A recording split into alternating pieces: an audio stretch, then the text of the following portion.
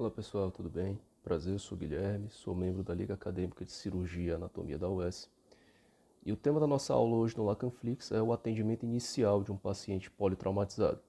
Para fazer a abordagem desse tema, eu optei por trazer desde uma conceituação geral do trauma, até mostrar para vocês como que deve ser executado o atendimento inicial, o atendimento primário, o atendimento posterior, que é o atendimento secundário, e por fim mostrar as referências que utilizamos para essa apresentação, para caso algum de vocês queira se aprofundar mais nesses estudos. Então, de início, o que vem a ser um trauma? Trauma, por definição, é toda aquela afecção de alta energia que ela vem ocasionar ou uma disfunção anatômica ou uma disfunção fisiológica, ou as duas ao mesmo tempo em um organismo. Nós podemos ter traumas contusos, que são aqueles traumas que acometem a superfície, têm um efeito mais interno, porém não há laceração da pele, não há laceração de superfície. O trauma penetrante, que é aquele que se evidencia uma laceração. E nós podemos ter também os traumas térmicos nesse caso, traumas por baixas temperaturas, como no caso dos congelamentos, e traumas por elevadas temperaturas, como são os casos das queimaduras. Até pelas condições geográficas do nosso país, a gente tem as queimaduras como algo mais presente nesse caso. E as queimaduras, elas ilustram especificamente o que vem a ser um trauma, Elas são muito ilustrativas para isso, porque são fenômenos que envolvem afecções de alta energia, calor, que ocasionam disfunção anatômica, A queimadura acomete principalmente a pele, que é o maior órgão do corpo humano. Então, dessa maneira, vai ter uma disfunção anatômica que está associada a uma disfunção fisiológica, que a pele tem suas funções específicas, E a principal disfunção fisiológica encontrada no paciente grande queimado vem a ser, de fato, ali, uma desidratação, Dado que a pele tem essa função de evitar perda excessiva de água. O trauma em si pode ter diversas etiologias, muitas delas, até associadas ao próprio contexto de vivência da sociedade. A gente tem aqui no nosso país os acidentes de trânsito, acidentes automobilísticos, acidentes envolvendo motos, como grandes causas de trauma. As quedas também a gente pode associar como causas ocasionadoras do trauma, principalmente assim, em idosos, que são até mais graves. Além disso, quedas de grandes alturas, quedas da própria altura também são fatores potencialmente traumáticos. E as condições da sociedade associadas à violência urbana. A sociedade brasileira ela é bastante violenta, então a gente tem grandes indícios de pacientes politraumatizados, de pacientes vítimas de trauma, advindos de agressão, de perfuração por arma de fogo, de perfuração por arma branca, e esses casos assim são muito evidenciados nos prontos-socorros do nosso país. Já que a gente entende agora o que é um trauma, fica mais fácil entender o que vem a ser um paciente politraumatizado, certo? O paciente politraumatizado é aquele indivíduo que, por definição, ele vai apresentar vários traumas, vai apresentar mais de um trauma. Mas a definição em si é que aquele paciente que apresenta duas ou mais lesões distintas, localizadas em duas ou mais regiões do corpo, de tal maneira que ao menos uma dessas lesões ofereça risco à vida, é um paciente politraumatizado. E esse paciente ele é um paciente de alto índice de gravidade, Haja vista que ele veja uma situação na qual tem lesões distintas, tem perturbações anatômicas e fisiológicas, certo? E a gente deve ficar muito atento também para os casos de pacientes politraumatizados que se enquadram nos chamados grupos especiais, que inclusive até figuram capítulos específicos do ATLS, Existe um capítulo voltado apenas ao trauma em idosos, Porque o idoso muitas das vezes demora um tanto mais a manifestar as disfunções fisiológicas oriundas de um trauma. O trauma na gestante também é algo bastante preocupante pelo fato de que, além do organismo materno, existe também o organismo em desenvolvimento, existem todas as adaptações fisiológicas do organismo feminino à gestação. E também existe o trauma pediátrico, que é outro que a gente deve estar atento, porque lembrando sempre daquele mantra da pediatria, que criança não é um adulto pequeno. Logo, essa fisiologia infantil, além de funcionante, ela é uma fisiologia que ela também está em desenvolvimento e isso faz com que a gente tenha uma atenção especial a esse público também. Em relação aos protocolos de atendimento, esses protocolos são preconizados basicamente no ATLS, que é o grande guia de atendimento ao politraumatizado. Entretanto, eu quis trazer algumas noções também que estão associadas no PHTLS, que é o atendimento pré-hospitalar, o politraumatizado. Algumas noções destas, inclusive, que hoje já estão preconizadas para serem imersas nas próximas edições do ATLS. Mas, inicialmente, em ambos os protocolos, qual que é a ideia para fazer o atendimento inicial do politraumatizado?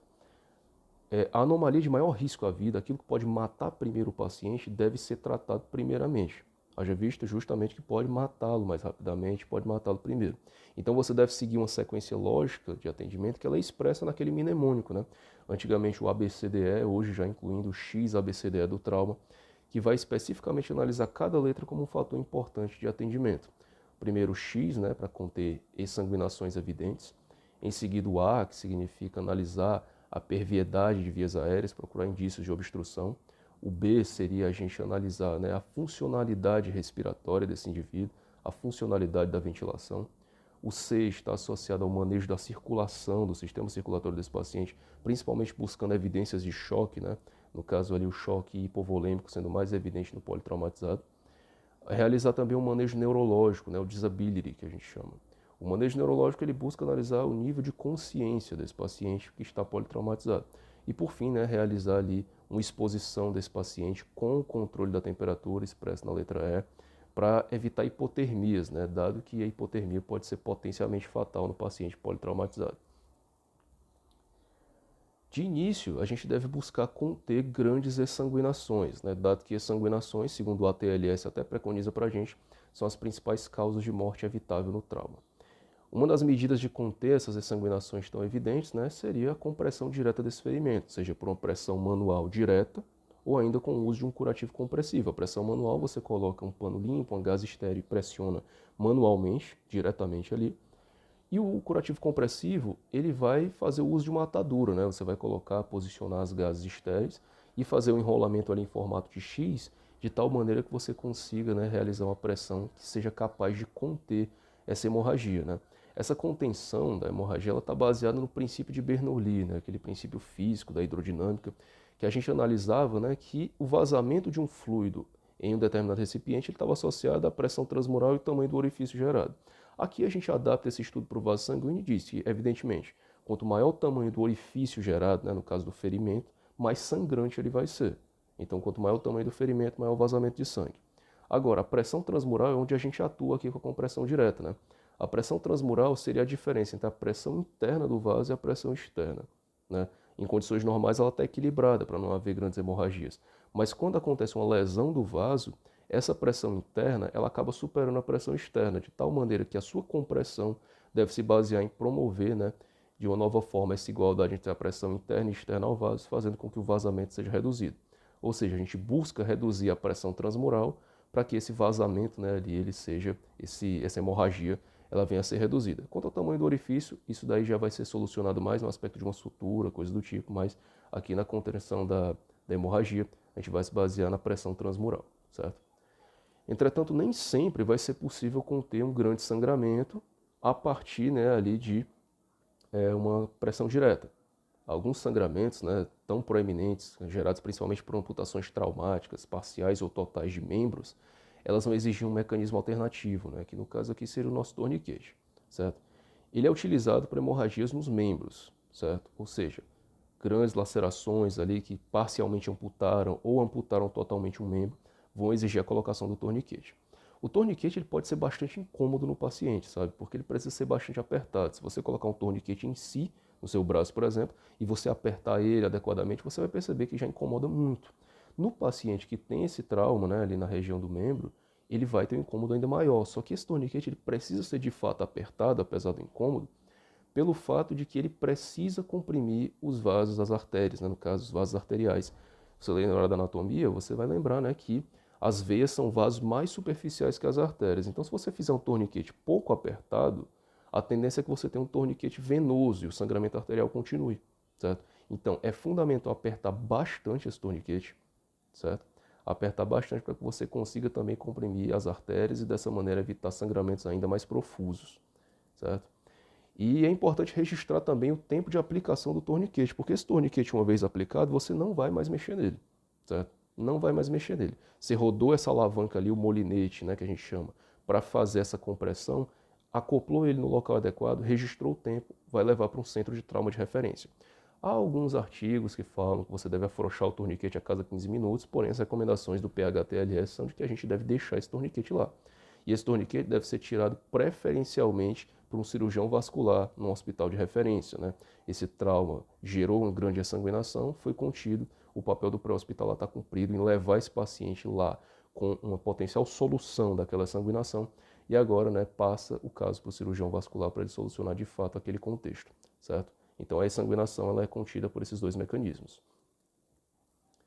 Em seguida, após, né, analisar o fator da sanguinação, o X do XABCDE, a gente vai analisar o A, né? A gente vai para o manejo da via aérea, se baseia em garantir a perviedade da via aérea desse paciente, certo?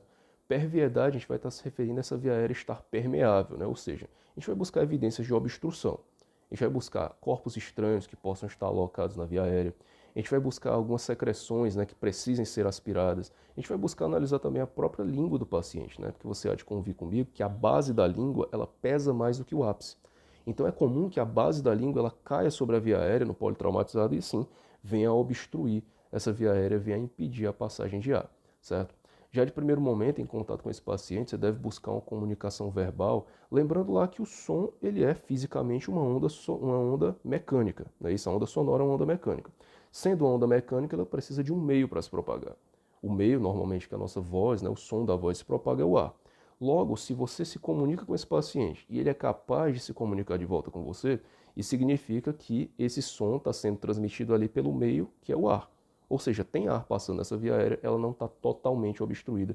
Já é um fator a se analisar rapidamente, inicialmente nesse paciente politraumatizado, porque se ele ficar muito tempo com a via aérea obstruída, né, a gente vai ter ali um paciente que pode potencialmente ser levado a óbito.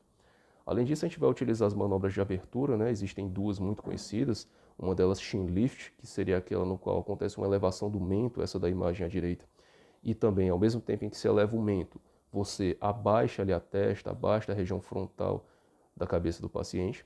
E a outra seria a manobra de jaw thrust, né, mais utilizada, que ela se baseia numa anteriorização da mandíbula. Chin lift não é tão recomendado assim, sobretudo no atendimento pré-hospitalar, pelo fato de que ela envolve ali um movimento cervical, né, e muitas das vezes o politraumatizado pode apresentar lesões cervicais e você deve evitar grandes movimentações nessa região.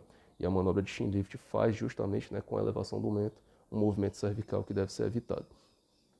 Caso, né, ali você deva analisar no paciente e não conseguiu estabelecer essa perviedade muitas vezes, vai ser importante analisar situações que vão exigir decisões emergenciais, né? Você vai precisar analisar se esse paciente, a partir de um rebaixamento de consciência, ele vai necessitar de uma via aérea definitiva, principalmente a intubação, e caso você busque uma intubação e não consiga garantir ela, pode ser necessária uma via aérea cirúrgica, né? Principalmente a cricotireoestomia, que é outra alternativa que a gente tem para esse contexto.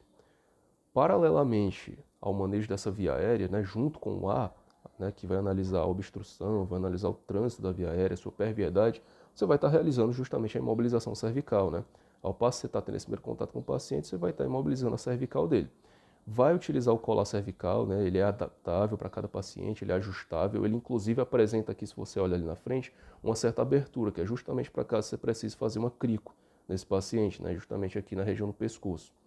Você deve sempre presumir que esse paciente politraumatizado, a depender também, né, do mecanismo do trauma, que ele pode ter lesões cervicais. Então você evita chin lift, você já garante a imobilização cervical e faz com que esse paciente ali, né, ele tenha uma estabilidade da sua coluna cervical desde o início do atendimento. Logo após fazer a análise da via aérea desse paciente, né, da obstrução ou não dessa via aérea, você deve buscar ver se os órgãos associados a essa via aérea, principalmente os pulmões, vão estar funcionantes, né? Se essa via aérea, além de aberta, ela está funcionante.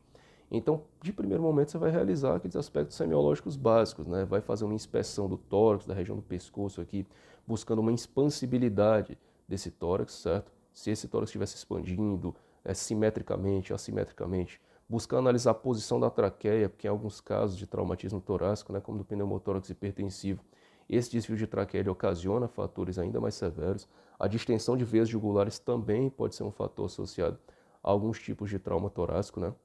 Você vai realizar a ausculta do tórax desse paciente, buscando encontrar os murmúrios vesiculares, principalmente, né, que vão garantir que está havendo uma passagem de ar por aquele pulmão.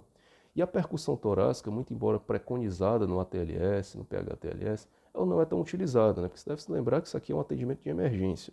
Seja no pré, seja no intra-hospitalar, é um ambiente muito caótico, um ambiente muito movimentado, um ambiente no qual muitas vezes não vai ser possível ouvir, né, a percussão que você realiza sobre o tórax do paciente. Então, a ausculta é mais comum de ser realizada quando se necessita fazer essa análise. Né? A percussão não é tão comumente utilizada, muito embora seja preconizada no ATLS e no PH-TLS. Algumas lesões torácicas, né, que elas são bem significativas de ter noção, uma aula sobre trauma torácico depois pode até ser interessante para a gente poder abordar mais isso, mas de primeiro momento, as lesões torácicas mais importantes que eu quis trazer aqui foram o pneumotórax hipertensivo e o hemotórax. Né? pneumotórax hipertensivo, ele funciona como um mecanismo de válvula unidirecional entre o pulmão e a cavidade torácica, de tal maneira que o ar apenas entra na cavidade, mas ele não sai. Ou seja, o ar fica contido, comprime o pulmão, ele desvia o mediastino, como você pode ver ali na imagem, certo? E esse desvio do mediastino, juntamente ao desvio da traqueia, que está acontecendo ali a partir de um trauma, ele vai ocasionar o desvio das estruturas que estão contidas no mediastino. Uma delas seria a veia cava superior, né? O desvio da veia cava superior tende a causar uma semiobstrução dela. E essa semiobstrução cria uma coluna líquida de sangue, né? Que geralmente a veia cava superior ela está drenando ali a região do encéfalo. Ela vai nesse contexto ficar obstruída e o sangue que está descendo daquela região cria uma coluna líquida que se manifesta aqui nas veias jugulares, né? Elas se tornam mais túrgidas nesse paciente. Além disso, esse indivíduo, né, como você reduz o aporte, o volume de sangue que está chegando nesse coração por conta dessa potencial obstrução ali da veia cava superior, você vai reduzir também o débito cardíaco desse indivíduo. E com a redução desse débito cardíaco, você vai reduzir pressão arterial e encontra um paciente pneumotórax hipertensivo com um quadro de hipotensão, certo? Outro fator que pode acontecer, como eu disse, é o hemotórax, né? O hemotórax ele pode ser causado por trauma penetrante, pode ser causado por trauma contuso. No caso do trauma penetrante, né, principalmente aqueles anteriormente associados aqui próximo à região do externo ou também associados à região interescapular, certo? Os principais achados que você vai ter nesse paciente são a hipovolemia, porque sangue é para estar dentro do vaso. Se sangue não está dentro do vaso sanguíneo e ele está em outra região, você perdeu o sangue, então esse paciente tem redução do volume sanguíneo. E esse sangue contido no espaço pleural também comprime ali a região dos pulmões, de tal maneira que esse pulmão não se expande adequadamente. Você percebe uma redução e até mesmo em alguns casos uma ausência do murmúrio vesicular. Se você realizar percussão, você vai perceber que essa percussão, por conta de um líquido, né, naquela região torácica, ela vai estar mais maciça. O sangue líquido vai evidenciar essa maciez. As veias jugulares, ao contrário do pneumotórax hipertensivo, elas vão estar colabadas, né, porque aqui houve perda de sangue, então não vai ter a formação daquela coluna aí, aquela coluna de líquido sanguíneo ali, que vai se manifestar com turgência. Aqui as veias jugulares tendem a estar mais colabadas. Depois de fazer essa análise, né, ali do B, das funções ventilatórias, seja buscando evidências de obstrução, seja buscando evidências de funcionalidade do sistema respiratório, a gente parte aqui para o manejo da circulação desse paciente, né? Buscando as evidências de choque. Choque seria basicamente uma falha no sistema circulatório desse paciente, né? Uma falha perfusional. Nesse caso, o choque hemorrágico, né, também chamado de choque hipovolêmico, é o tipo de choque mais comum que a gente encontra no paciente politraumatizado. E aqui, para fazer essa análise, a gente busca já analisar nível de consciência desse paciente, né? Como que está a consciência desse indivíduo. Por quê? Porque se ele tiver com consciência rebaixada, possivelmente pode estar havendo baixa perfusão cerebral, entende? E com baixa perfusão cerebral a gente pode estar de frente a uma evidência de choque hipovolêmico. Além disso, observar a perfusão da pele, né? A temperatura dessa pele também, sobretudo nas extremidades, como que se encontra, porque muitas das vezes essa circulação ela é voltada para as regiões mais centrais do corpo, rins, coração, cérebro, e as extremidades acabam ficando um pouco mais frias, um pouco mais pálidas, né, e menos perfundidas. É importante também avaliar a qualidade do pulso desse paciente, né, sobretudo os pulsos mais distais, os pulsos mais das extremidades, para que assim você possa, né, estar avaliando ali consciência, perfusão e pulso, que são os três fatores importantes que a gente está analisando aqui de primeiro momento para buscar evidências de um choque hemorrágico. Além disso, né, no manejo da circulação, já que você está tratando do sistema circulatório e no sistema circulatório circula sangue, você vai buscar identificar hemorragias. A hemorragia externa já foi, né, preconizada lá no X. É o que a gente busca identificar de primeiro momento, uma grande exsanguinação que possa de fato levar esse paciente a um caso de choque. Além disso, a gente deve buscar agora, já no intra-hospitalar, né, evidências de hemorragia interna. Essas evidências da hemorragia interna, elas vão ter alguns focos específicos, né? Esses focos seriam associados tórax, abdômen, reto peritônio, pelve e ossos longos, né? Você pode até utilizar o IFAST, né, que é uma das evidências que a gente usa para os exames de imagem, né, no caso do ultrassom ali, que é muito útil muitas vezes. Só que ele não vai, né, detectar sangramentos retoperitoneais, lesões retoperitoneais, mas ele é muito preconizado hoje no atendimento de emergência e ele é muito útil, de fato, né? É algo que está se difundindo cada vez mais o uso do FAST. E, nesse caso da hemorragia interna, pode ser necessária uma intervenção cirúrgica para contenção de uma exsanguinação interna significativa, né? No caso, um grande sangramento interno que a gente possa ter. Esse paciente ali a gente vai ter que deixar o pessoal da cirurgia vascular de sobreaviso, dado que essa necessidade de contenção vai ser importante e assim a gente pode, né, ter um paciente que vai necessitar de intervenção cirúrgica. E juntamente, né, a esse fator de analisar hemorragias, a gente deve buscar reanimar volemicamente esse paciente, ou seja, restaurar aquele volume perdido, certo? Só que se você pensar, por exemplo, você vai encher um balde de água. Se esse balde está furado, você pode encher o tanto que for que essa água vai continuar vazando. O mesmo vai valer para cá, um aspecto metaforicamente análogo. Seria o quê?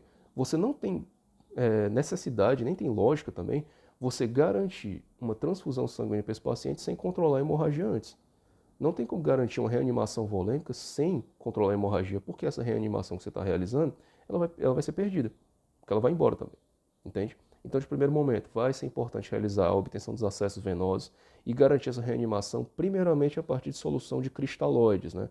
O Ringer-lactato é o mais usado aqui nesse contexto, certo? Então, esses cristalóides buscam, né, fazer volume, reanimar volemicamente esse paciente. E aí eles vão ser administrados muitas das vezes, na verdade sempre o ATLS preconiza isso, né? Que a gente utilize esse cristalóide aquecido para evitar fenômenos hipotérmicos, né? Dado que a perda de sangue, como o sangue tem também a função de garantir a estabilidade da temperatura corporal, se você está perdendo sangue, essa temperatura tende a se tornar mais instável e assim, né, o cristalóide pode favorecer uma recuperação adequada dessa temperatura. Caso os cristalóides não sejam suficientes, né, ali para solucionar esse quadro de choque do paciente, a gente pode lançar mão da transfusão sanguínea efetivamente, um protocolo de transfusão, de tal maneira que esse paciente ele venha, né, a receber um sangue propriamente dito, do seu tipo sanguíneo adequado, para que assim você possa também estar manejando a circulação dele. Em seguida, o manejo neurológico deve ser realizado. Aqui já chegamos no D do atendimento do politraumatizado, né? Essa avaliação é voltada sumariamente a, inicialmente, avaliar o nível de consciência, certo? O nível de consciência ele é obtido pela escala de coma de Glasgow, muito conhecida. Inclusive, ela já é, né, preconizada lá no pré-hospitalar, no PHTLS. Então, assim, você desde o pré-hospitalar já pode estar avaliando a escala de coma de Glasgow desse indivíduo, certo? Ela já vai chegar muitas vezes no intra com o Glasgow avaliado e uma noção bem fundamentada desse quesito. Porque assim, o nível de consciência rebaixado ele pode indicar uma redução de perfusão cerebral, como a gente falou anteriormente, né, no caso do choque, grande perda sanguínea, ou pode evidenciar uma lesão encefálica direta, né, que pode estar comprometendo ali a consciência desse paciente. Além disso, você avalia a reatividade das pupilas desse indivíduo, né? Inclusive isso aqui já foi preconizado em Glasgow, né? Hoje a reatividade pupilar faz parte do critério de Glasgow, mas não é um aspecto tão utilizado lá. Glasgow ainda avalia 3 fatores específicos, sendo a reatividade pupilar um fator complementar, certo? Você busca aqui as evidências de anisocoria também, né? Anisocoria seria uma assimetria entre as pupilas, né? Isso aqui no caso do traumatismo crânioencefálico. Quando já há evidências de herniação, é muito preconizável, né? Algo muito assim importante de se citar. É algo importante de estar atento porque a anisocoria pode indicar ali uma herniação, sobretudo um incus, né? Aqui do lobo temporal, que é hernia em direção ao forame magno, pode ser um fator ali de destaque para um paciente que está em estado grave. Então, avaliar a reatividade pupilar, se a pupila do paciente está reativa à luz, né, ali no aspecto simpático e parasimpático, e avaliar as possibilidades de anisocoria, que são essas assimetrias, a gente tem que estar atento para fazer um manejo neurológico adequado. Essa aqui é a escala de coma de Glasgow desse paciente, certo? Ela vai avaliar a abertura ocular. Quanto menor a pontuação do paciente, mais grave ele está, certo? Ela avalia a abertura ocular, avalia a resposta verbal, avalia a resposta motora desse indivíduo, certo? Essas avaliações que Glasgow vai fazer para a gente, elas vão pontuar, né? Você vai somando a pontuação e a partir disso você vai ter ali uma determinação específica da gravidade ou ainda do estado neurológico desse paciente, certo? Inclusive aqui em Glasgow, o Glasgow abaixo de 8 no paciente politraumatizado, já preconiza-se que ele não tem a capacidade de defender sua via aérea. Logo, se ele não tem a capacidade de defender sua via aérea, vai ser instituída intubação nele, né? Tem esse protocolo que o ATLS descreve para a gente, né? O Glasgow. A menor pontuação possível, como pode ser ver, é 3, né? 1, ausente abertura ocular, 1, ausente resposta verbal e 1, ausente resposta motora. Somando os 3 vai dar 3, né? E de 3 a 8, segundo a TLS, é um Glasgow baixo, no qual o paciente não tem capacidade de defender via aérea, e assim você deve buscar garantir uma via aérea definitiva, uma intubação para ele, certo? Por fim, né, na sequência do X-ABCDE, a gente tem um manejo da exposição, o exposure, né?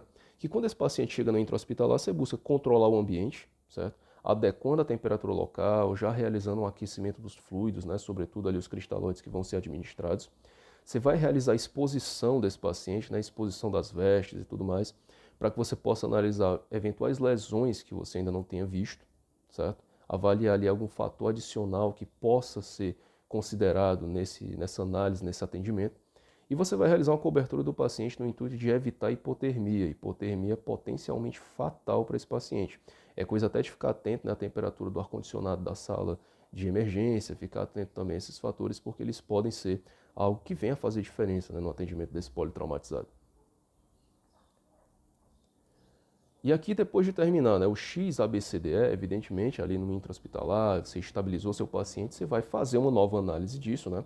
Ver se o A, o B, o C, o D, o E estão tudo ok, continuam ok, melhor dizendo, né, depois dessa análise, depois das estabilizações. E aí você parte para um atendimento secundário, né?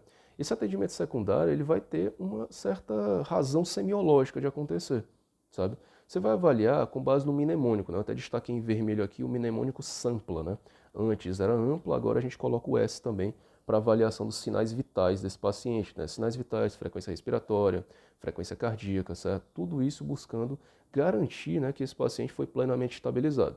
Além disso, agora você busca coletar determinadas alergias que ele possa ter, né, para alguma coisa que possa ser administrada não venha fazer mal, os medicamentos que ele está em uso atualmente, seu passado médico, passado cirúrgico, algum fator que ele tenha que destacar, né, que o médico precisa saber para fazer um manejo adequado. Buscar saber se esse paciente tem líquidos e alimentos, né, que foram ingeridos recentemente e buscar mais informações sobre o ambiente do trauma, né, porque muitas vezes essas informações adicionais elas podem ser fatores que venham a manifestar sintomatologias posteriores. Então é importante também ter noção desses fatores aqui, desses 6 fatores expressos pelo SAMPLA, né, para que a gente possa ter ali um atendimento secundário ainda mais direcionado para esse indivíduo. Você faz um novo exame físico agora, né, mais adequadamente. Esse exame físico agora, já com o paciente estável, ele é realizado geralmente de forma crânio-caudal. Você vai avaliar a cabeça e pescoço, fazendo a avaliação da pupila, fazendo a avaliação da mobilidade óssea, vai avaliar tórax, né, expansibilidade, simetria, avaliar abdômen. Aqui você pode utilizar, inclusive, né, se o paciente tiver tido alguma evidência de hemorragia, fazer uma análise ali utilizando exame de imagem, ultrassom de novo.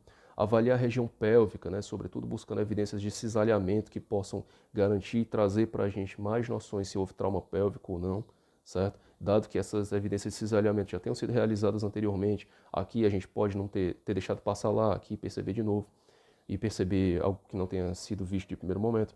A gente deve buscar também analisar as extremidades corporais, né, buscando lá as evidências que a gente possa ter de pulso baixo, um pulso um pouco mais fraco. A gente busca também evidências de palidez cutânea, né, que possam ali estar manifestando novamente alguma evidência de algum choque. E avaliar as funções do sistema nervoso, né, que fazer um exame neurológico mais propenso a aprofundar, de fato, qual que é o estado neurológico desse indivíduo, como que esse paciente se encontra, para que assim você tenha de fato um caso de um paciente politraumatizado que recebeu todos os atendimentos propícios. E aqui, né, nesse atendimento secundário, você inclusive já está considerando também a transferência do paciente para a UTI, né? Esse caso do paciente com encaminhamento dele ser politraumatizado, o fato dele necessitar de unidade de tratamento intensivo, de um aspecto ali de terapia mais intensiva, para que você de fato possa garantir todas as possibilidades para que esse indivíduo permaneça vivo, certo? Essas daqui foram as referências que nós utilizamos para moldar essa apresentação. Eu agradeço demais a vocês pela atenção. O Lacanflix é um projeto maravilhoso que busca democratizar esses conhecimentos que a gente obtém na universidade. Prazer dar essa aula para vocês, pessoal. Até mais.